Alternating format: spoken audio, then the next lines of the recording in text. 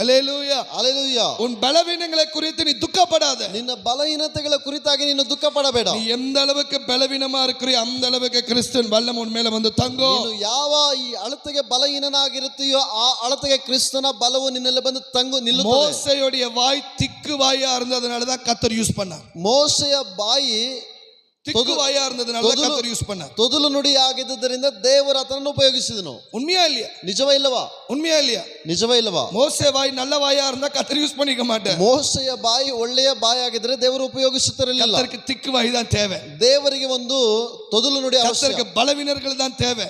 ದೇವರಿಗೆ ಬಲ ಇಲ್ಲದೆ ಇರುವುದು ಅವಶ್ಯ. அப்பதான் அவருடைய வல்லமை வந்து தங்கும். ಆಗಲೇ ಆತನ ಬಲವು ಬಂದು ನಿಲ್ಲಲಾಗುತ್ತದೆ. ஐயோ பாஸ்டர் எனக்கு படிக்க தெரியாது நினைக்காத.